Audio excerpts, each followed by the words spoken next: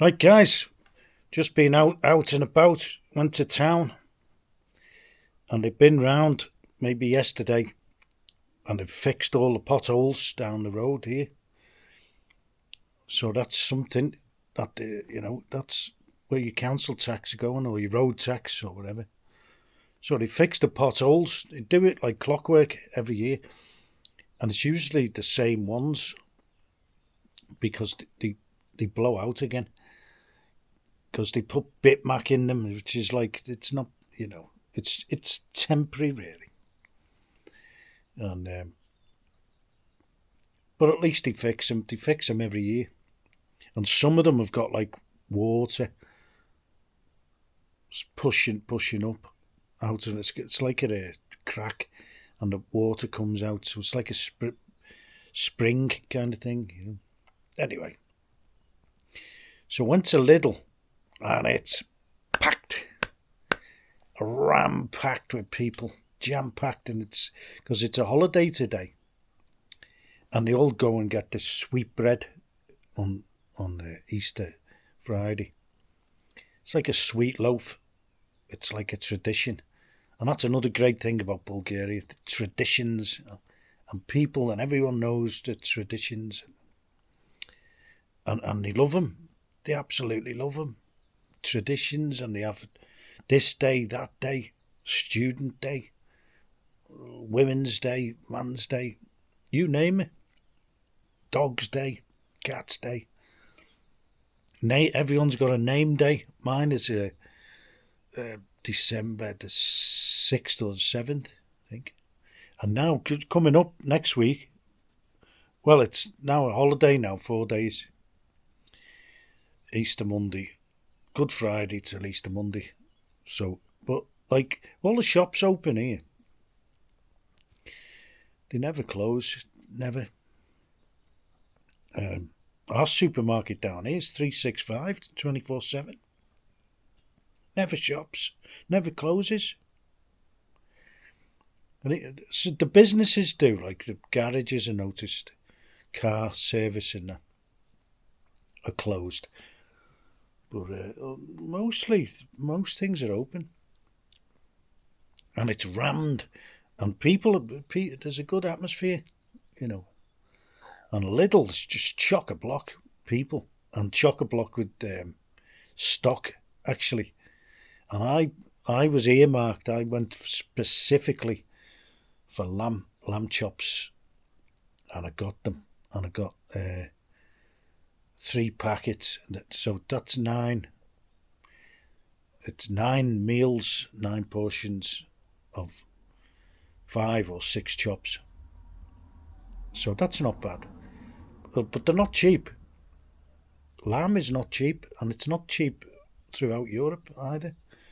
A lot of people buy a whole lamb here, but I've got nowhere to put it. Freezer space. I've got all sorts of other stuff in the freezer. And I've got a trip to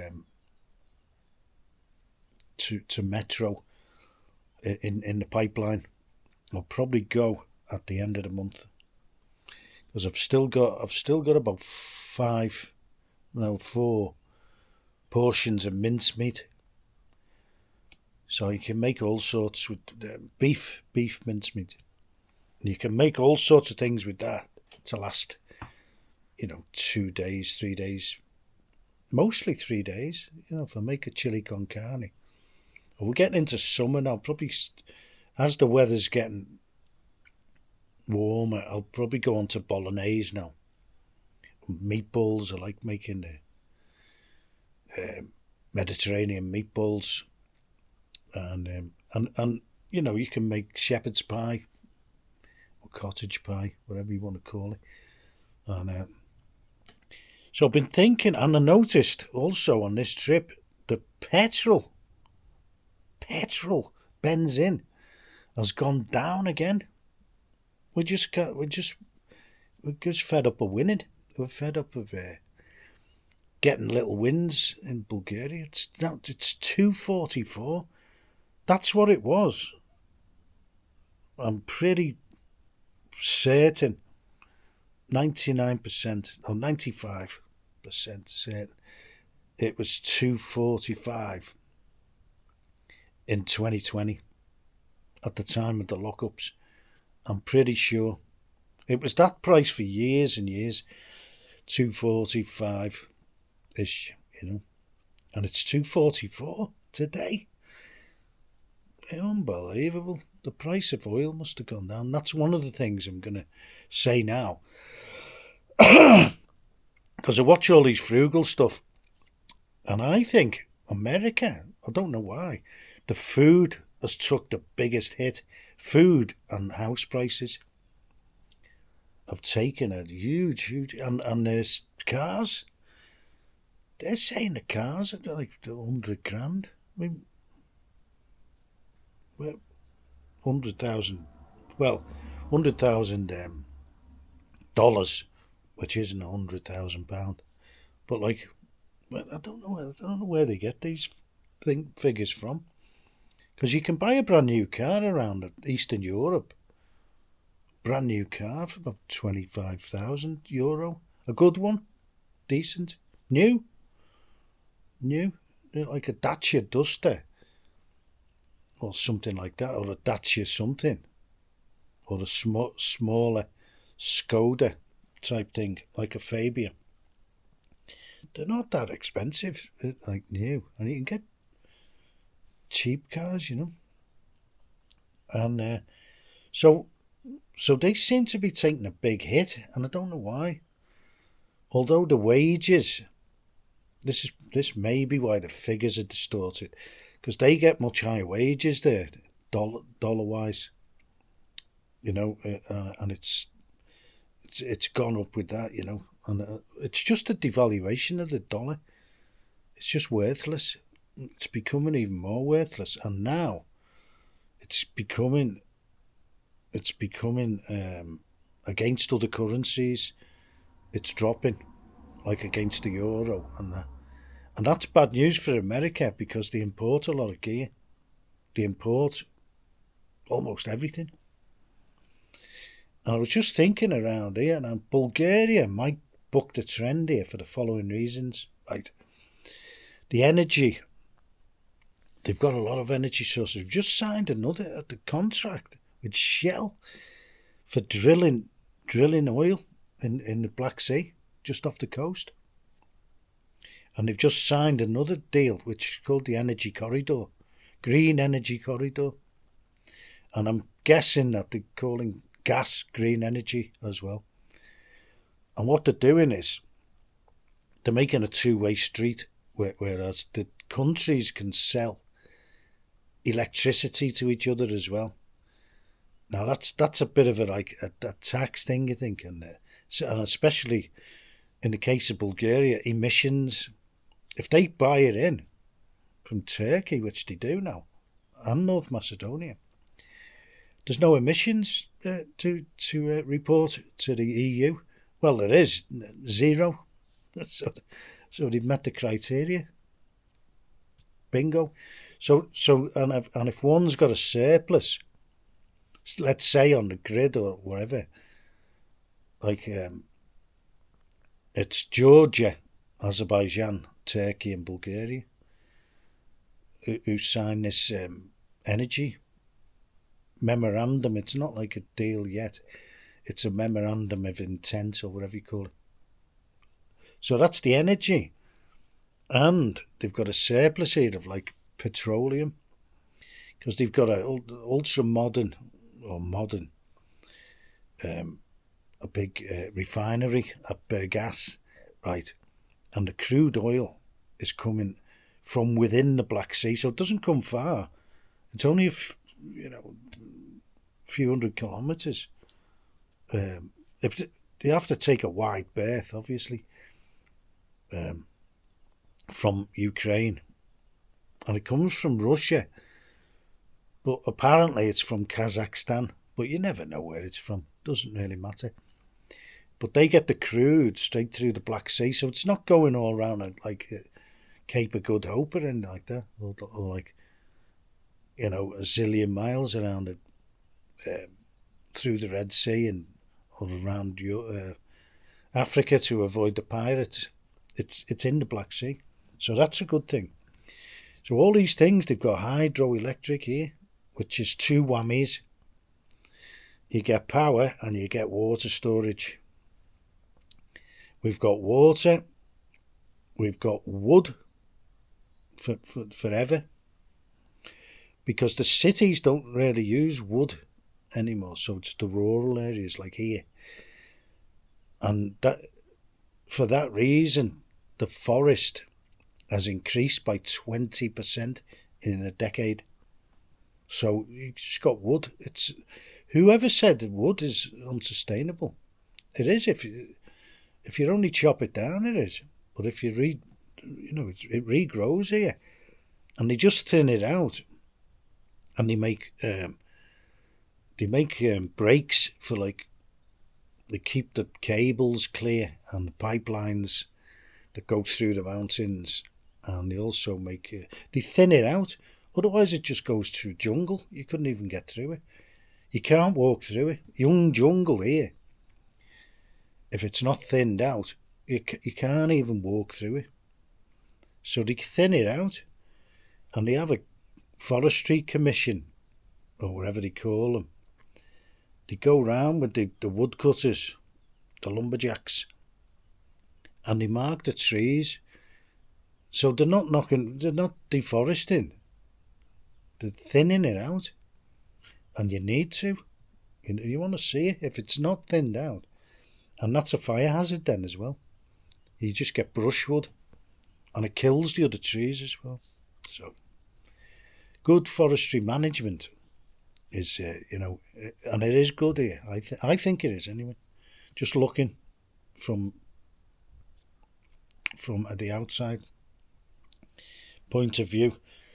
So we've got that, right? And the other thing that's crippling other people in the Anglosphere, shall we call it, the West, although the West can include, down under, they've all got the same problems.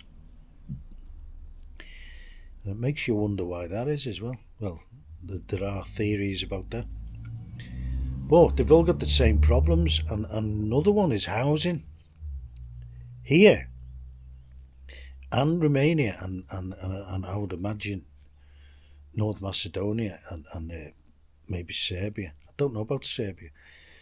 But here, it's about 85 to 90% home ownership, full home ownership, outright ownership.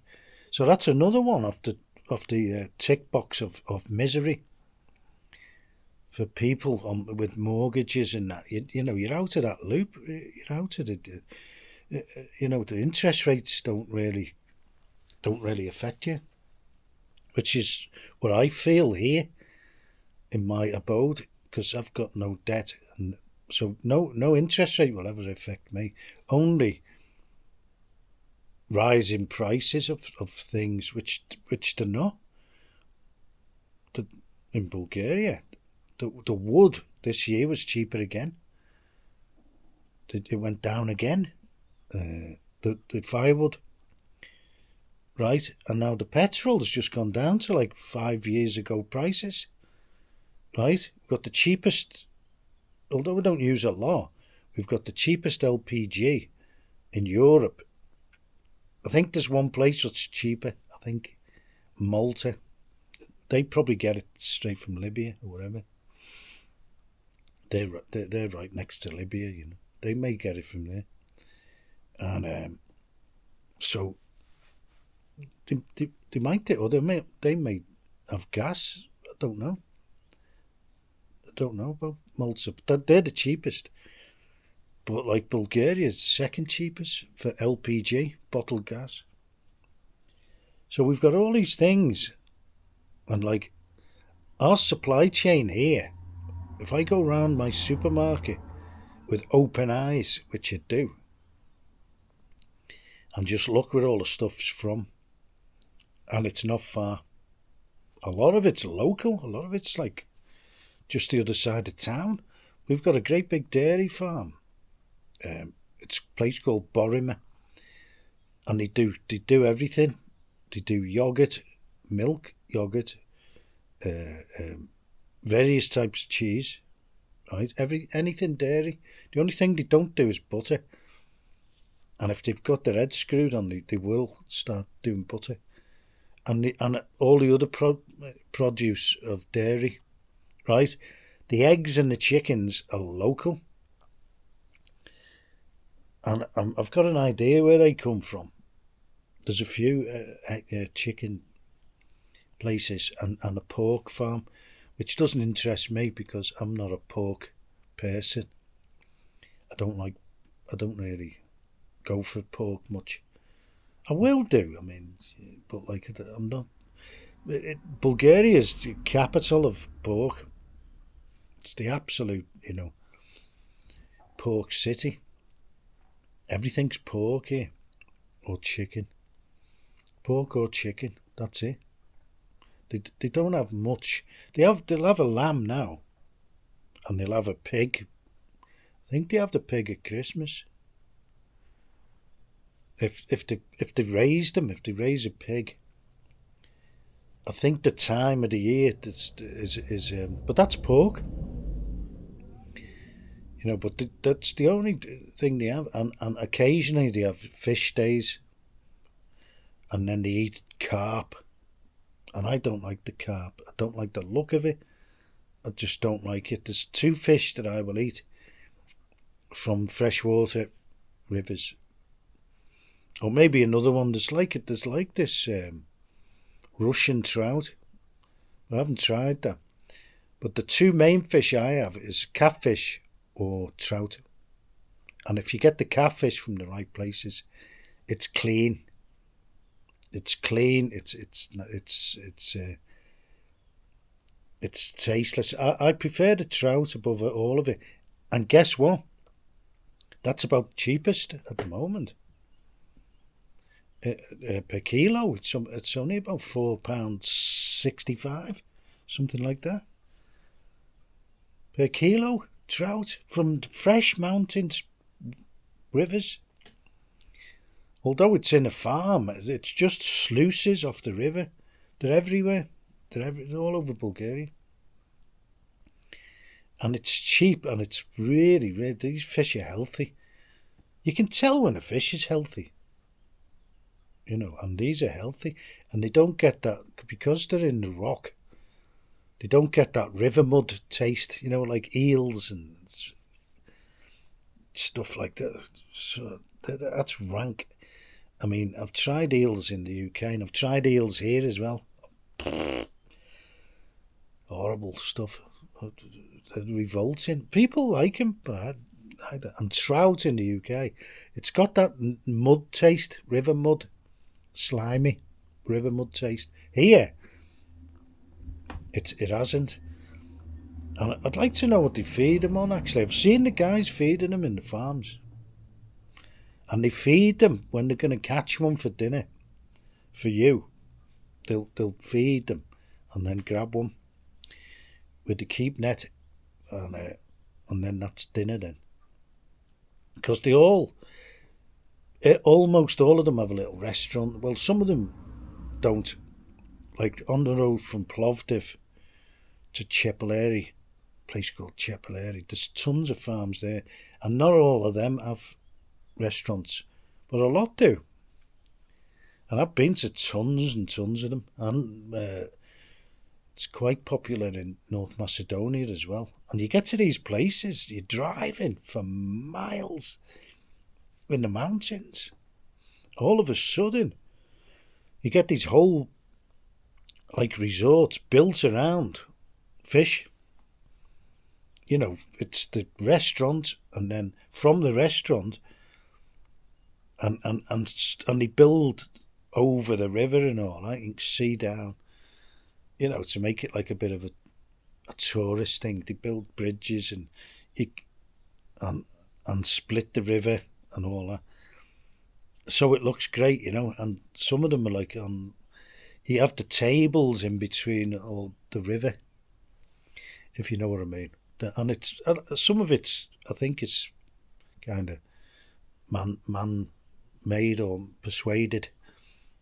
All the river And then from there, they usually have some rooms, and then they've expanded into rooms, and then they have quad bikes.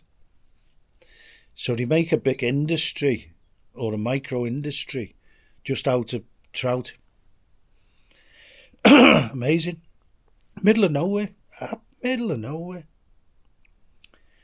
I've been to that one in North Macedonia. I'd say it's 50 kilometres from the nearest town. A sizable town.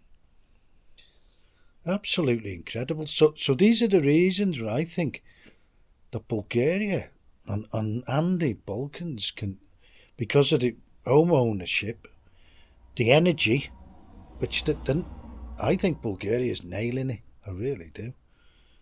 I really do. And population, density, nobody here. There's no one here. According to statistics, there's nobody here.